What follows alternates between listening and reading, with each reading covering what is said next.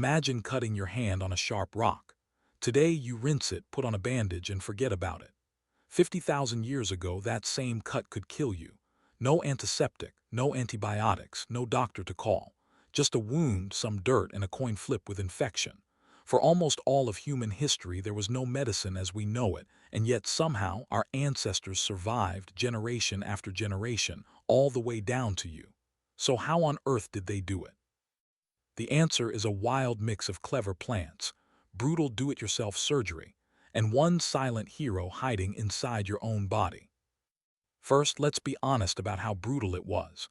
Without modern medicine, the world was a minefield. A broken bone could cripple you for life. A rotten tooth could turn into a deadly infection. Simple diseases we shrug off today, a bad case of diarrhea, a chest infection, the flu, were regular killers. And the most dangerous thing a human being could do was be born or give birth. Death was a constant, close companion in the ancient world. But here's the first big myth to clear up. You've probably heard that ancient people only lived to 30. That's misleading. That low number is an average, and it's dragged way down by a heartbreaking truth. A huge number of babies and young children died. But if you survived those deadly early years, you had a decent shot at reaching 60, 70, even older. Ancient humans weren't all dying of old age at 30. The real killer wasn't age. It was infection, injury, and childhood. So how did they fight back? Their first and greatest weapon was knowledge of plants. Over countless generations of trial, error, and deadly mistakes, ancient humans built up an astonishing library of natural remedies. The forest was their pharmacy. They learned which leaves calmed a stomach, which roots dulled a pain, which berries were food, and which were poison.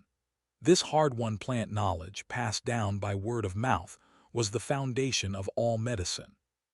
And some of those remedies really worked spectacularly well. Take the humble willow tree. For thousands of years, people chewed its bitter bark to bring down fevers and ease aches and pains. They had no idea why it worked. They just knew that it did. Thousands of years later, scientists studied that willow bark, isolated its active ingredient, and used it to create one of the most famous medicines on the planet, aspirin. Ancient people were using a natural painkiller millennia before we understood the chemistry. Then there was nature's perfect wound dressing, honey. It sounds too simple to be true, but honey is a genuine antibacterial. It draws moisture out of bacteria and kills them, and it forms a protective seal over a wound. Ancient healers smeared it onto cuts, burns, and ulcers to stop them from festering. And this isn't just ancient superstition. Honey is still used in modern hospitals today to treat stubborn wounds. Our ancestors were onto something sweet. The natural medicine cabinet went on and on. The seeds of the poppy flower gave a powerful pain relief that would one day become morphine. Garlic was crushed onto wounds for its germ-killing properties. Some cultures even applied moldy bread to infections, an accidental primitive brush with the same idea behind penicillin, thousands of years early. They didn't have the science, but through sheer observation, they stumbled onto real working treatments. We even have a real, frozen snapshot of ancient medicine. His name is Ötzi, a man who died in the Alps around 5,000 years ago and whose body was perfectly preserved in ice. Ötzi is covered in over 60 tattoos, and here's the fascinating part. Many of them sit exactly on the joints and strain points where he suffered from arthritis, suggesting they may have been a form of pain therapy. He was also carrying a specific birch fungus, known to fight the very intestinal parasites that scientists later found living in his gut. Ötzi was, quite literally, carrying his own medicine kit. Someone had to hold all this knowledge, and in most ancient societies, that was the healer, the medicine man or woman, the shaman. This person was doctor, pharmacist, and priest all in one. They knew the plants, they set the bones, and they also handled the part of illness that ancient people took just as seriously, the spiritual side. To them, sickness wasn't only physical, and that belief, strangely, gave them one of their most powerful tools. That tool was belief. When a trusted healer performed a ritual, chanted, and confidently handed you a remedy, your own mind went to work. We call it the placebo effect, and it is real, measurable medicine. The simple, powerful belief that you are being healed can genuinely reduce pain and help the body recover. The rituals of the ancient shaman weren't just superstition. They were, in part, an ancient and effective way of switching on the body's own healing power. But ancient medicine wasn't all gentle herbs and chanting. Sometimes it got shockingly hands-on. The oldest known surgery in the world is called trepanation, and it involved drilling or scraping a hole straight through a living person's skull. It sounds like a death sentence, but here is the astonishing part. We found thousands of ancient skulls with these holes, and the bone around many of them had healed and grown back. That means the patients survived, sometimes for years. Stone Age humans were performing successful brain surgery. Broken bones got a more familiar treatment. Ancient healers were skilled bone setters. They learned to pull a broken limb straight and bind it tightly with splints made of wood, bark, or stiff leather, holding it in place so it could knit back together. Archaeologists find ancient skeletons with fractures that healed cleanly and well, proof that someone knew exactly how to set that bone. It was painful, it was crude, but it worked. For serious wounds, the treatments were not for the faint of heart. To stop heavy bleeding, healers used cauterization, pressing something burning hot against the wound to seal it shut. They stitched gaping cuts closed using thorns and plant fibers or animal sinew as thread. And in a trick that still makes people squirm, some deliberately placed maggots on infected, rotting wounds, because certain maggots eat only dead flesh, cleaning the wound and leaving the healthy tissue behind. Grim, yes. But often it saved lives. Now to the single most dangerous event in the ancient world, childbirth.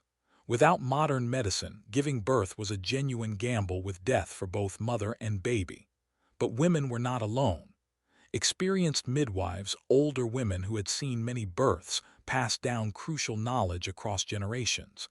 How to position the mother, how to help a difficult delivery, which herbs could help. Midwifery is one of the oldest and most important forms of medicine there has ever been, and it kept our species going. And then there were teeth.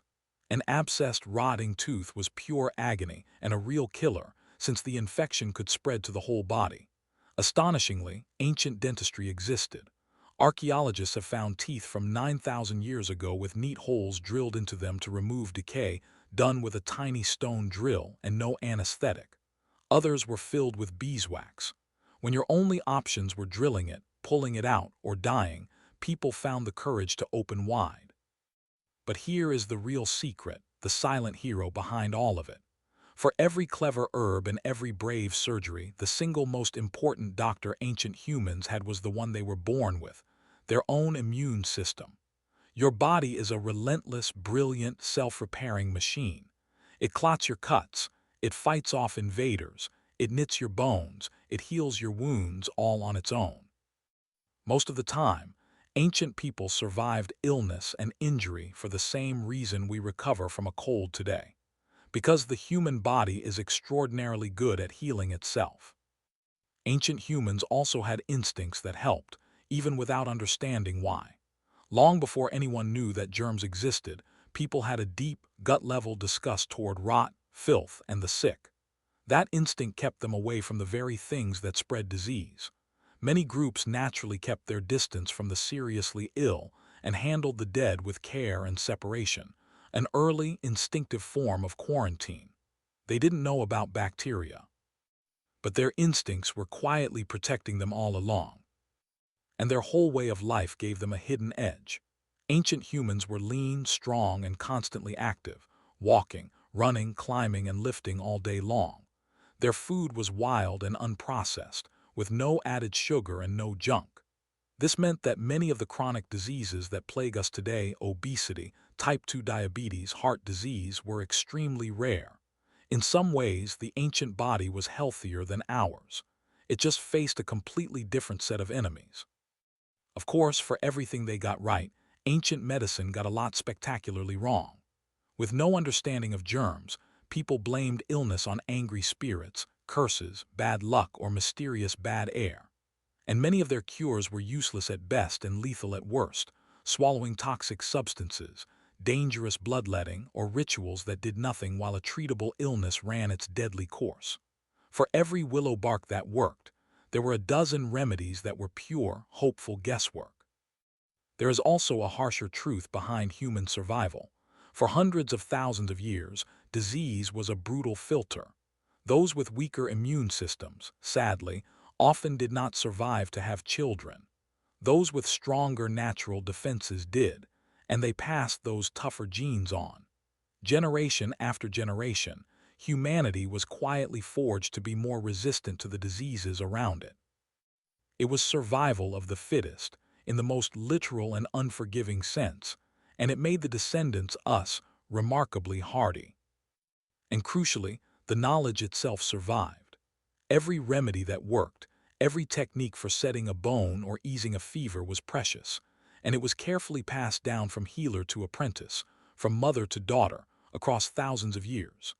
This growing, hard-won body of knowledge is the direct ancestor of everything in a modern hospital. The healer chewing willow bark by a fire is the great-great-grandparent of the pharmacist handing you a bottle of aspirin. So how did ancient humans survive without medicine?